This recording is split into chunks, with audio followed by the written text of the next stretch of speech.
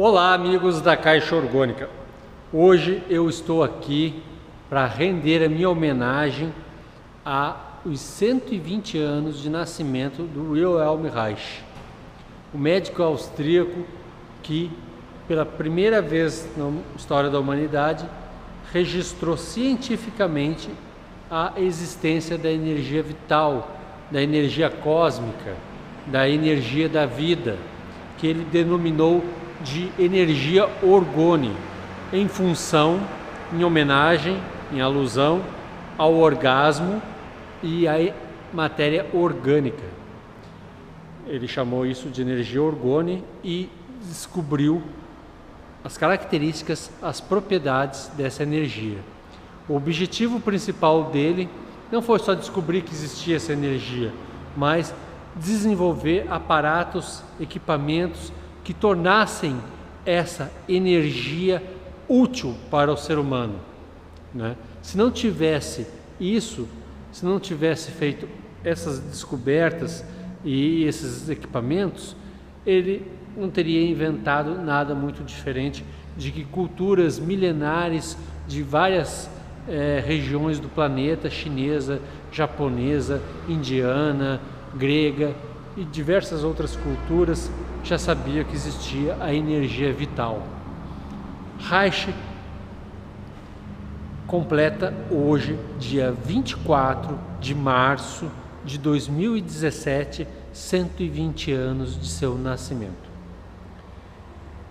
Para comemorar, eu busquei na internet um documentário, o único documentário feito pelo Instituto Wilhelm Reich, nos Estados Unidos, onde ele faleceu, onde ele foi morto, na minha opinião, na cadeia, preso, por conta da sua descoberta da Caixa Orgônica, do seu equipamento.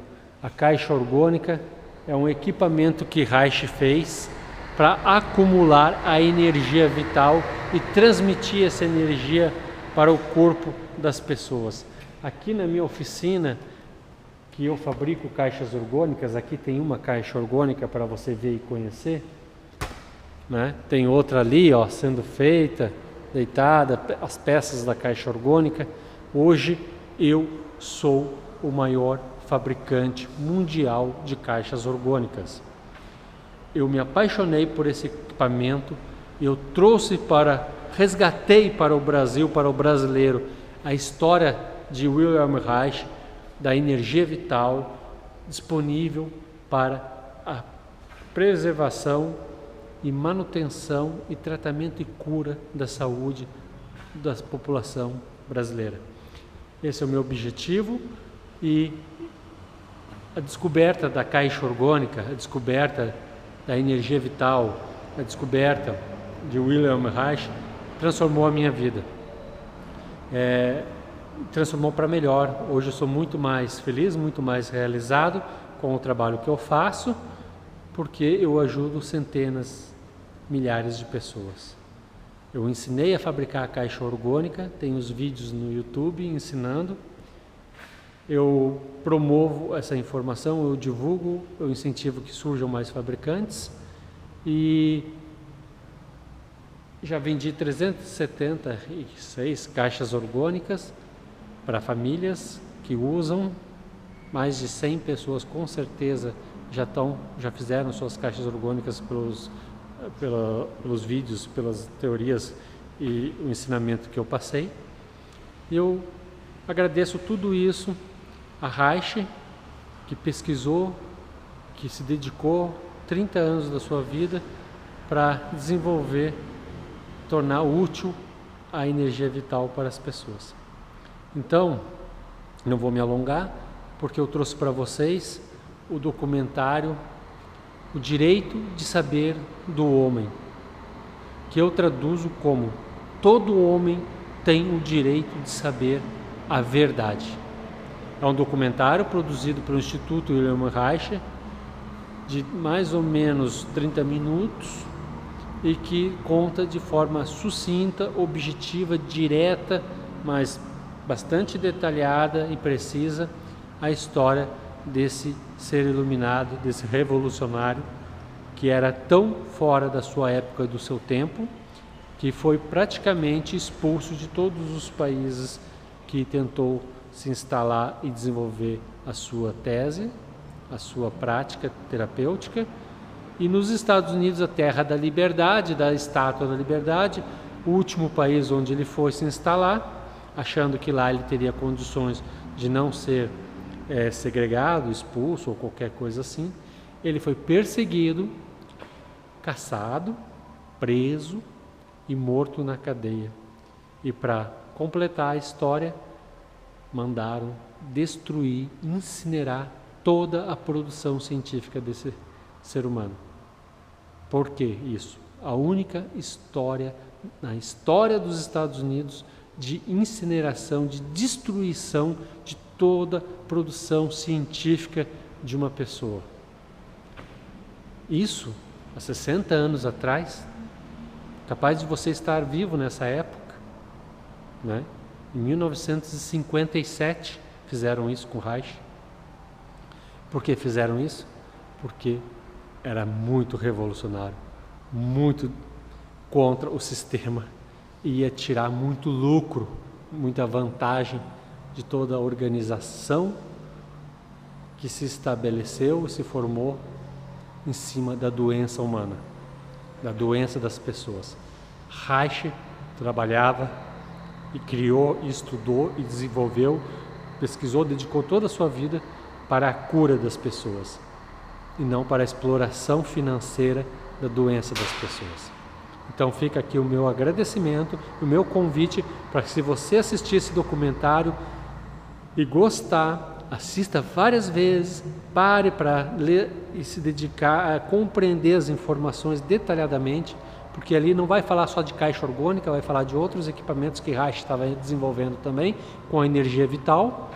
E, por favor, pratique o bem, faça o bem, divulgue para as pessoas que você quer bem, compartilhe essa informação, principalmente com as pessoas doentes e necessitadas. Esse é o meu apelo, meu agradecimento. Espero que você goste do documentário que eu preparei, colocando legenda, colocando ele completo, colocando ele só num arquivo para você assistir ininterruptamente e em português a história e a vida de Wilhelm Reich. Fique agora com o documentário e até o próximo vídeo. E estamos comemorando 120 anos da vida desse revolucionário. Obrigado. Tchau.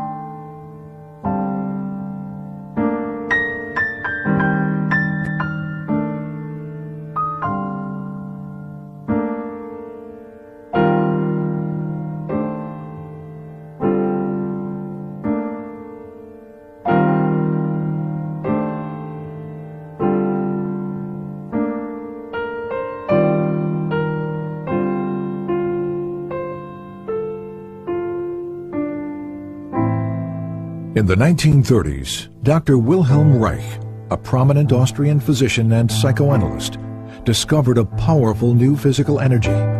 And for the next 2 decades, devoted his life to the investigation of its laws and properties. He confirmed the existence of this energy in the human body, verified its presence in the atmosphere,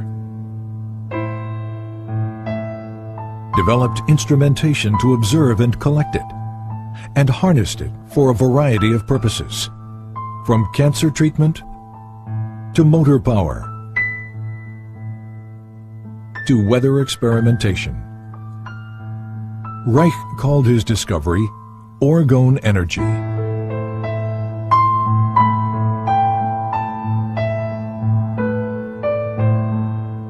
But tragically, it was a discovery that the world was not ready for.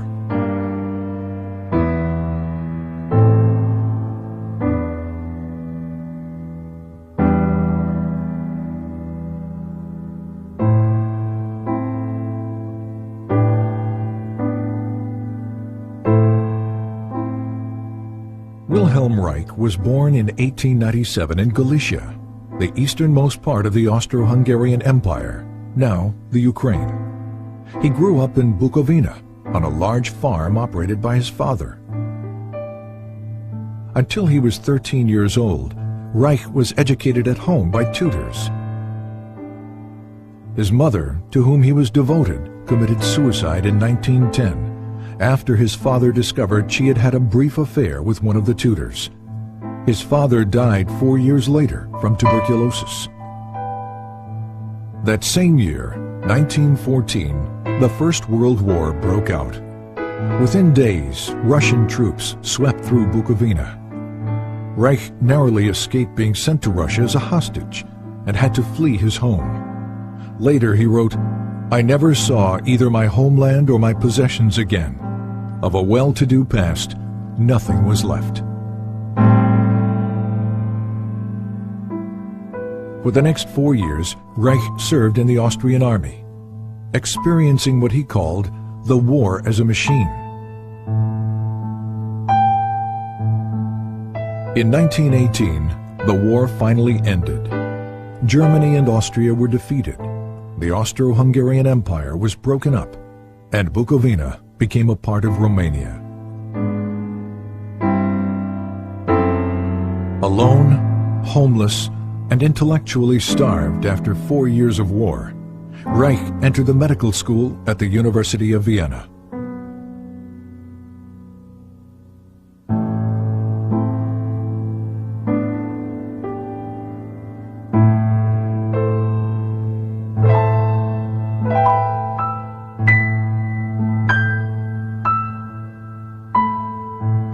Reich's recognition of the significance of sexuality drew him to the work of Dr. Sigmund Freud, the father of psychoanalysis.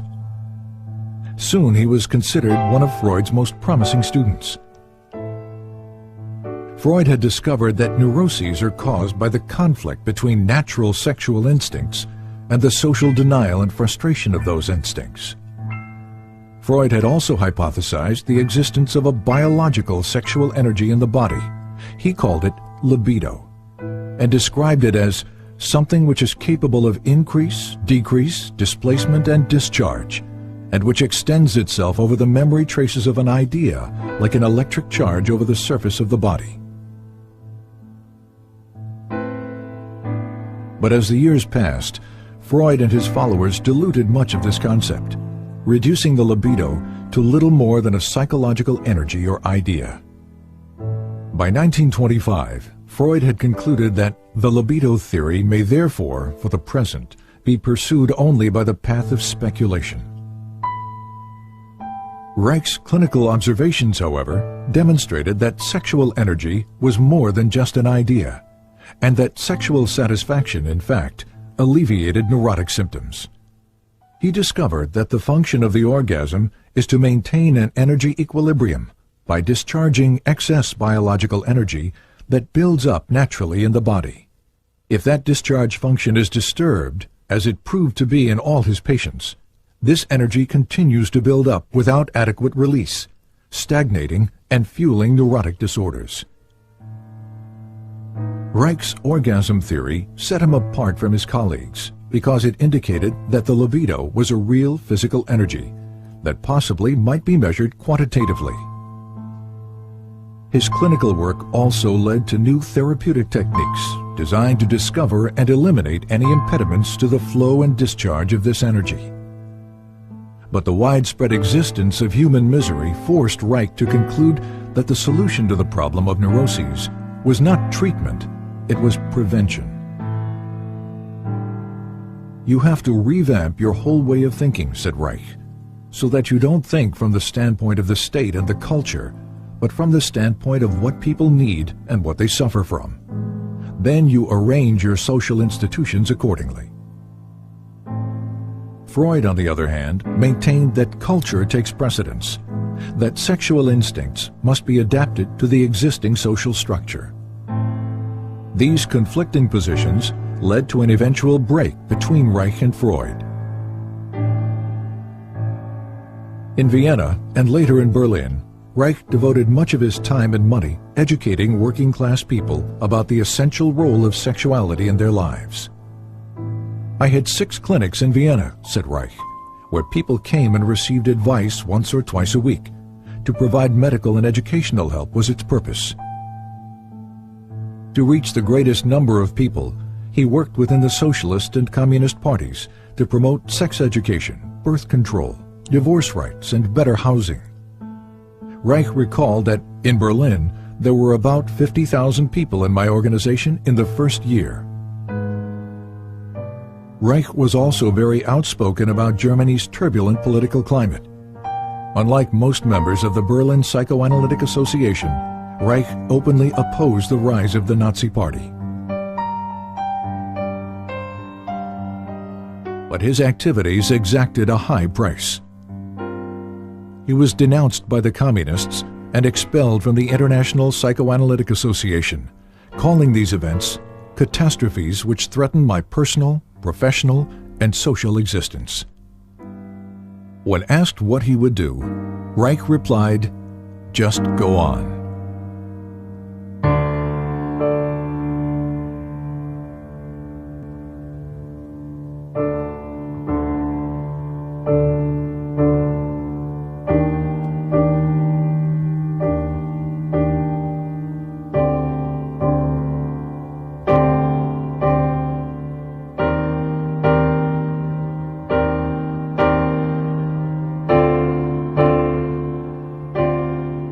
University of Oslo, 1935.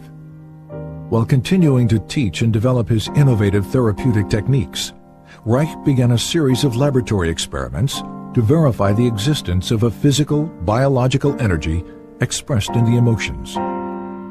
Using human subjects, Reich was able to demonstrate a charge at the skin surface directly related to feelings of pleasure or anxiety. The charge would increase when a subject experienced pleasure and decrease during feelings of unpleasure. From this, Reich concluded that pleasure is the movement of biological energy toward the periphery of the organism, while anxiety is the movement of this energy toward the center. He assumed this energy to be electrical. But was it? And did similar energy processes exist in more basic life forms? Reich discovered that under certain conditions, sterilized and unsterilized substances, such as grass, blood, sand, charcoal, and foodstuffs, disintegrate into pulsating vesicles that exhibit a bluish color. He called these vesicles bions. Reich observed internal motility in the bions, an effect of energy. He also found that certain bions revealed a strong radiation phenomenon, seen here as a white field around the organism, and that these bions could kill bacteria and cancer cells.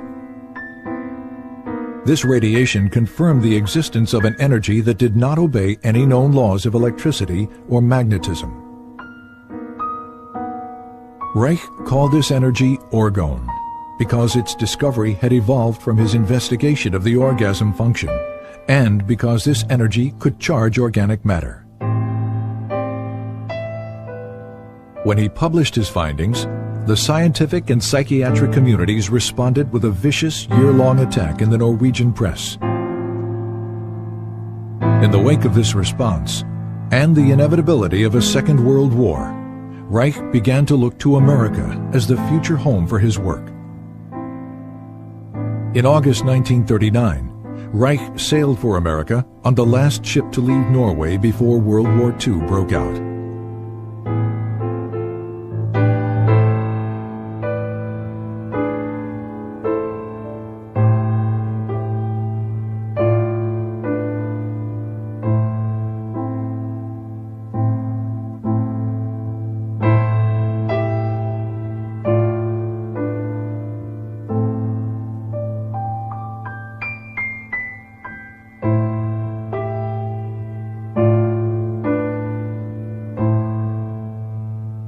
Reich settled in the Forest Hill section of New York City.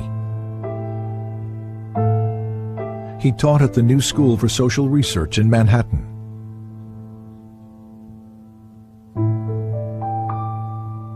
Published his books in English. Trained American physicians in his therapeutic techniques. And pursued his investigations of orgone energy.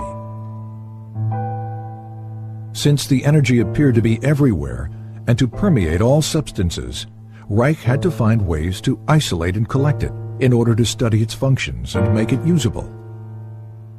Experiments demonstrated that organic or non-metallic materials, such as cotton, wool, or plastic, attract, absorb, and hold the energy. Metallic materials, steel or iron, attract the energy and quickly reflect it in both directions. On the basis of these experiments, Reich constructed small boxes with alternating layers of organic and metallic materials, with the inner walls lined with metal.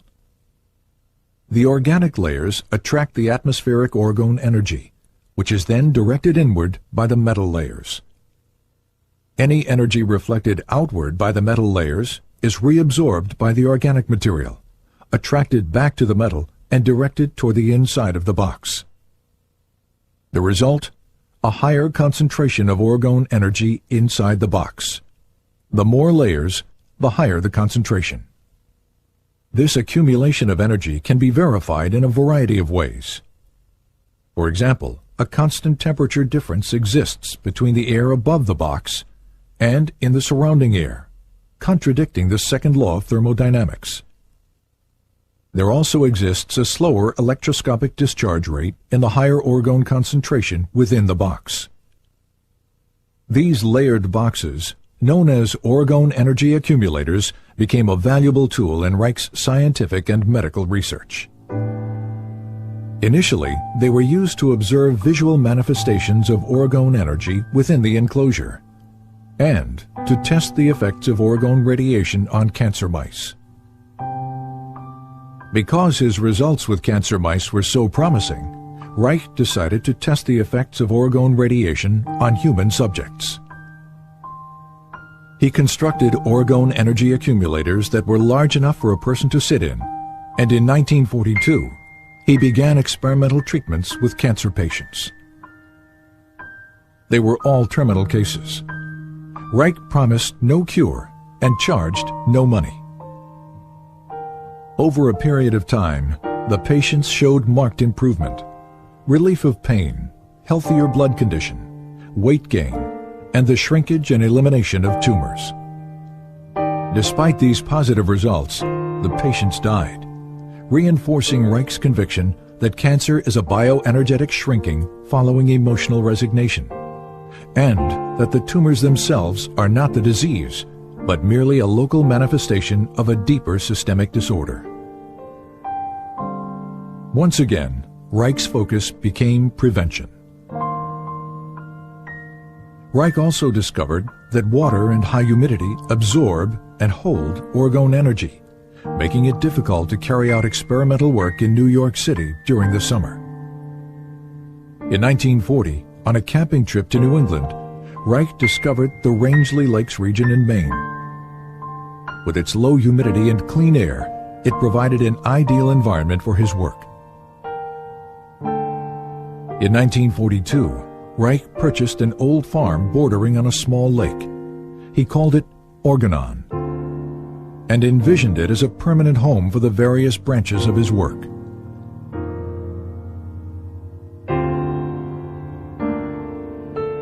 In 1945, a student's laboratory was built.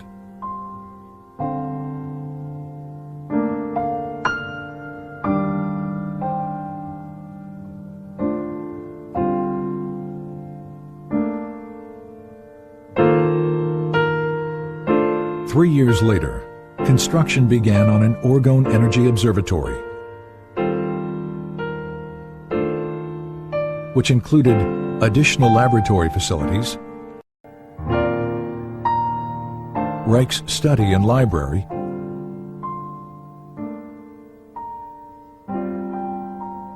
and outdoor observation decks.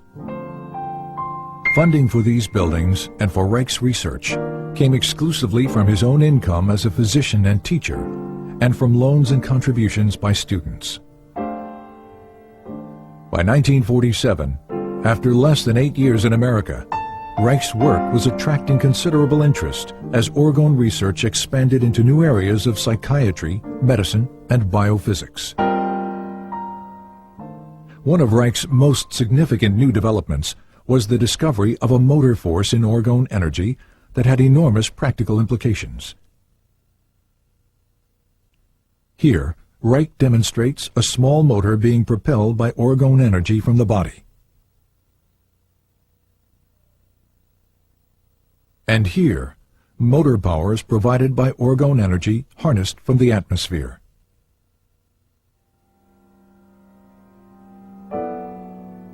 With the development of Orgone, Reich's dream of a home for his work was slowly becoming a reality. Sadly, it was a dream that he would not see fulfilled.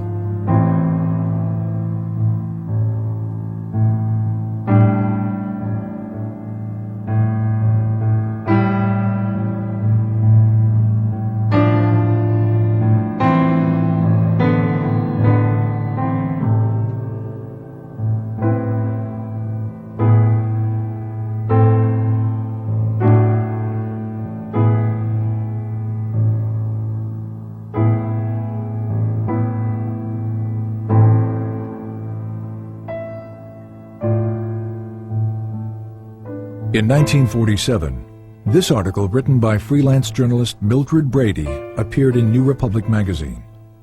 It was filled with distortions and innuendos about Reich's sexual theories and Orgone research. Brady's most inflammatory claim was that Reich was building accumulators of Orgone energy which are rented out to patients who presumably derive orgastic potency from it. Implying that Reich was a danger to the public, Brady challenged the medical authorities to take action against him. 2 months later, the article was brought to the attention of the Federal Food and Drug Administration. The result was a 10-year campaign by the FDA designed to destroy Reich's work. The FDA focused on the Orgone energy accumulator, which Reich and other physicians were using experimentally with patients.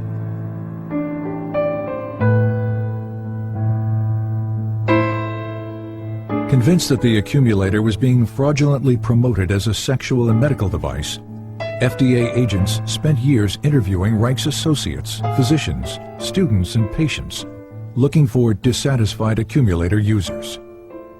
None were ever found. As the FDA attack continued, so did Reich's work. He continued to develop new ways to visualize, measure, and harness Orgone energy from the atmosphere. The Cloudbuster, for example, was an experimental instrument that could affect weather patterns by altering concentrations of Orgone energy in the atmosphere. A set of hollow metal pipes and cables inserted into water creates a stronger Orgone energy system than that in the surrounding atmosphere. Water, which strongly attracts and absorbs Orgone, draws the atmospheric energy through the pipes. This movement of Orgone from a lower to a higher energy system was used by Reich to create clouds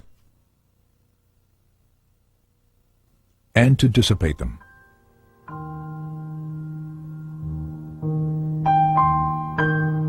In 1953, during a long drought that threatened the main blueberry crop, several farmers offered to pay Reich if he could bring rain to the parched region.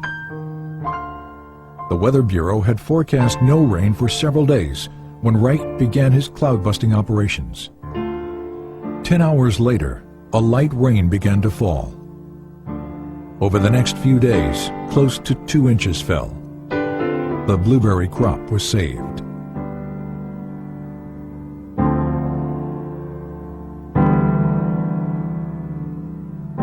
In February 1954, the FDA filed a complaint for injunction against Reich in the federal court in Portland, Maine. The complaint declared that Orgone energy does not exist. It asked the court to prohibit the shipment of accumulators in interstate commerce and to ban Reich's published literature, which they claim was labeling for the accumulators. Reich responded to the complaint with a lengthy letter to Judge John Clifford, explaining that he could not appear in court since doing so would allow a court of law to judge basic scientific research. Scientific matters, he wrote, can only be clarified by prolonged, faithful, bona fide observations in friendly exchange of opinion, never by litigation. I therefore submit, in the name of truth and justice, that I shall not appear in court. Judge Clifford did not accept Reich's letter as a valid legal response, and the injunction was issued on default, as if Reich had never responded at all. But the injunction was even more excessive than the initial complaint. It ordered that all Orgone energy accumulators and their parts were to be destroyed. It ordered all materials containing instructions for the use of the accumulator to be destroyed as well. It also banned a list of Reich's books containing statements about Orgone energy, until such time as all references to Orgone energy were deleted. After the initial shock, Reich continued his work, traveling to Arizona to experiment with the cloudbuster in the dry desert environment.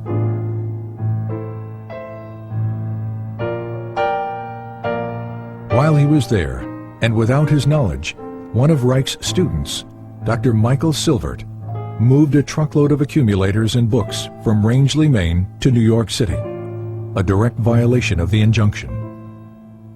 As a result, the FDA charged Reich and Silvert with criminal contempt of court. In 1956, both men were found guilty. Reich was sentenced to 2 years in a federal prison. While Reich appealed his sentence, the government carried out the destruction of accumulators and literature. In New York City, several tons of Reich's books and other publications were burned in one of the city's garbage incinerators, including titles that were only to have been banned. This destruction of literature constitutes one of the most heinous acts of censorship in United States history.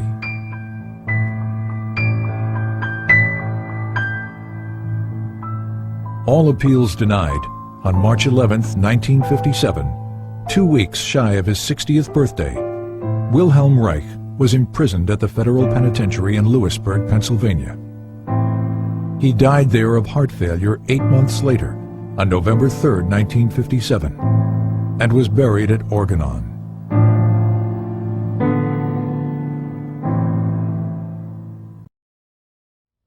But the tragedy of Reich's death should not be allowed to overshadow the richness of his life. For while he lived, he was truly alive.